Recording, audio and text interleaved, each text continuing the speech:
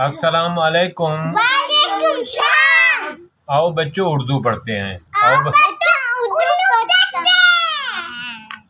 अलमदा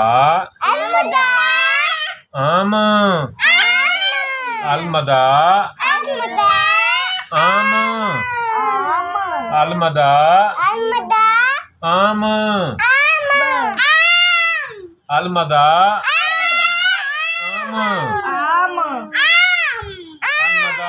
आम अलमदा आम अलमदा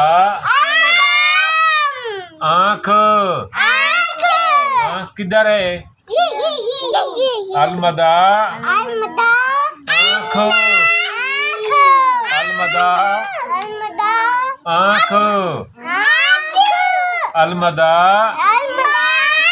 आँख। अच्छा, अलमदा से और कौन सा लफ्ज बनता है?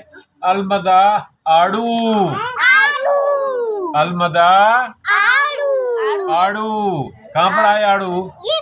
बाबा ये भी तो होता है आलू।